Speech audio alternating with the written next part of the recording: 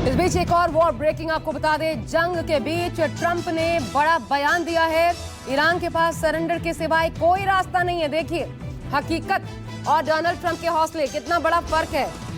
वो ये भी कह रहे हैं कि हमारी इच्छा के बगैर कोई नेता वहां चुना नहीं जाएगा। खामनेई के पोजीशन पर कोई नहीं विराजमान हो सकता हमारी इच्छा के बगैर। हमें शामिल करना होगा।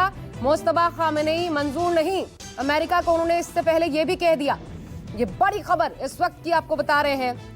जंग का दायरा बढ़ता जा रहा है, जंग बढ़ती जा रही है और इस बीच इसकी धार और ज्यादा तेज होती जा रही है।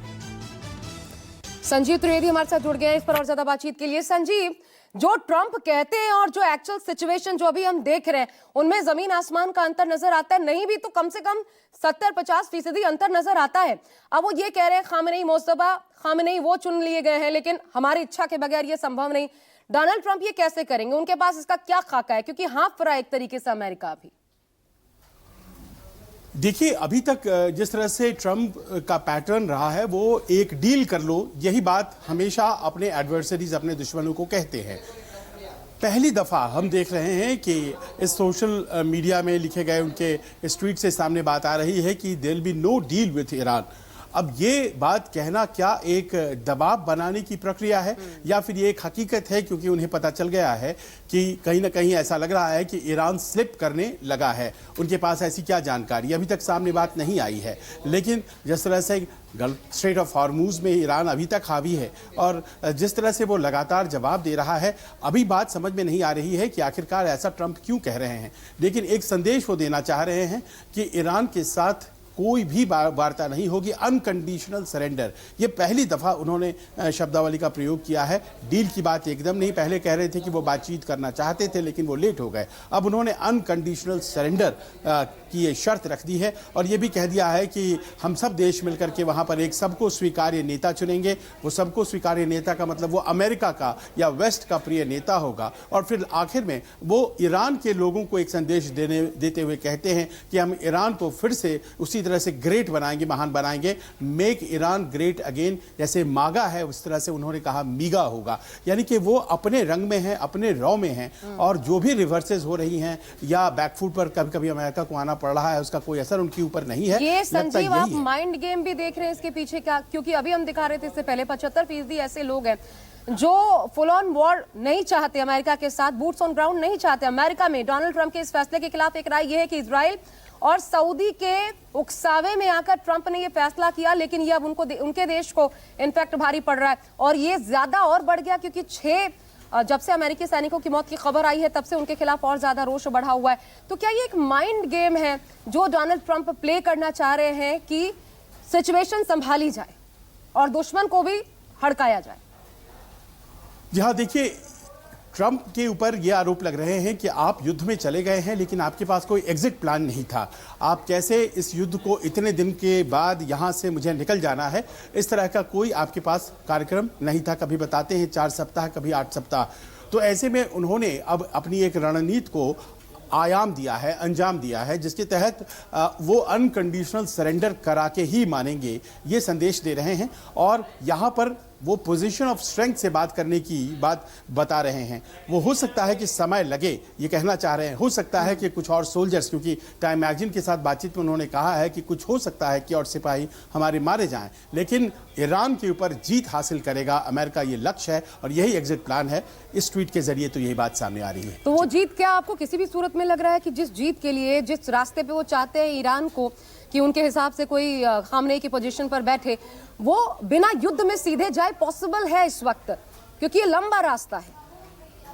देखिए, ये बात अपने आप में तय है कि ईरान भी कहीं ना कहीं बहुत ही ज़्यादा खौफजदा है इस बात से कि जिस व्यक्ति को वो आगे लाता है उस व्यक्ति की अगले ही दिन मौत हो जाती है।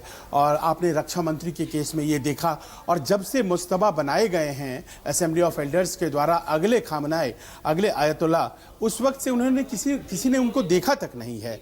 वहाँ के जो राष्ट्रपति हैं पेजेश्कियां, उनको आज तक किसी ने उस हमले के बाद देखा तक नहीं है। तो ईरान भी अपने आप में बहुत ही ज़्यादा इस बात को लेकर के सतर्क है कि ऊपर से आ रहे गोले आखिरकार किसका काल बन करके आएंगे। अब से कुछ देर पहले की यही खबर है कि जो मेन कंपाउंड था, जो कमांड सेंटर था आयतुल्ला खामनेई का, उसे भी आज ध्वस्त कर दिया है अमेरिका ने। तो लगातार हो रहे खर्चे, लेकिन लगातार बढ़ते फायर पावर से इतना तय कर दिया है अमेरिका ने कि वो आने वाले दिनों में ईरान के लिए मुश्किलें बढ़ा देगा। कितना टिक पाता है ईरान, ये इस बात पर निर्भर करता है कि अमेरिकी राष्ट्रपति की बातें कितनी सच होती हैं। लेकिन मुस्तफा खामनेई, मुझे याद आती है संजीव आप ही की बात है कि उनके अपने हित हैं, वेस्टर्न अगर यूरोप के बाकी कई कंट्रीज में देखे जाए उनके साथ उनके अपने हित हैं, और अगर ऐसा है तो फिर क्या बीच का कोई तरीका है कि अमेरिका खामनेई को ही आगे बढ़ाते हुए लेकिन ये दिखाए दुनिया को कि उसके हिसाब से चला जा रहा है, वो पोजिशनिंग कर पाए? क्या मुस्तफा खामनेई को सामने रखकर ये उम्मीद नजर आती है या संभव है अमेरिका के लिए ऐसा दिखा पाना? देखिए, तमाम उपलब्ध जो आर्ग्यूमेंट्स दिए गए मुस्तफा के खिलाफ और मुस्तफा के समर्थन में, जिसमें कि सबसे फाइनल आर्ग्यूमेंट राष्ट्रपति ट्रंप का था, उससे तो यही जाहिर होता है कि मुस्तफा की अपनी क्वालिटीज मैटर नहीं करती हैं। उसका उनके द्वारा चुना जाना, जो ट्रंप के विरोधी हैं, वो मैटर कर रहा है। और अगर किसी एक व्यक्ति को ट्रंप चुन लेते हैं, वो सबको स्वीकार होगा, उसमें तमाम खूबियां होंगी, वो सबको साथ लेकर चल पाएगा। कहने की कोशिश यही हो रही है। ठीक है, एक और बड़ी खबर इस बीच आ रही है, बता दे, वॉर ब्रेकिंग इस बीच ईरान से कर्मचारियों को वापस बुलाएगा अजरबैजान। तेहरान स्थित दूतावास से वापस बुलाया जाएगा। अजरबैजान ने कदम उठाया है। संजीव, इस खबर को कैसे देख रहे हैं? क्योंकि ये माना जा रहा था कि अजरबैजान ईरान के सपोर्ट में है, ये माना जा रहा था, लेकिन फिर अटैक्स होते हैं इस बीच और तब ये स्थिति पलटती हुई नजर आ रही है। क्या अजरबैजान भी अब उस लिस्ट में शामिल हो गया है जो ईरान के खिलाफ है? ये है गुरुवार को, और वो ये है कि ईरान के तरफ से कुछ मिसाइल दागी गई और वो अजरबैजान में आकर के गिरी, उनके इंटरनेशनल एयरपोर्ट पर आकर के गिरी।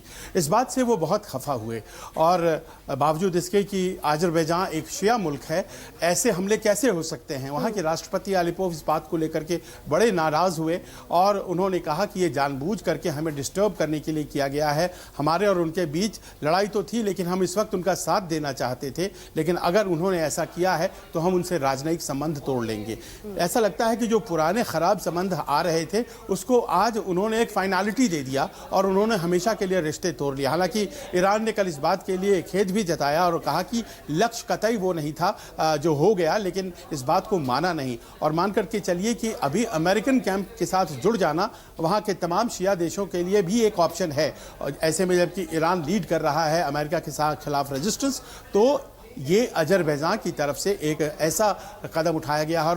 और इस बात को भी याद रखना पड़ेगा कि अजरबैजान की अपनी लड़ाई को ख़त्म कराने में एक बड़ी भूमिका अमेरिका की तरफ से निभाई गई थी। जी।